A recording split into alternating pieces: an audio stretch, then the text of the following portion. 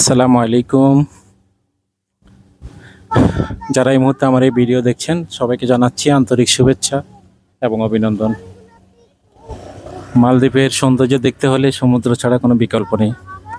সমুদ্রের সৌন্দর্যগুলো আসলে অসাধারণ।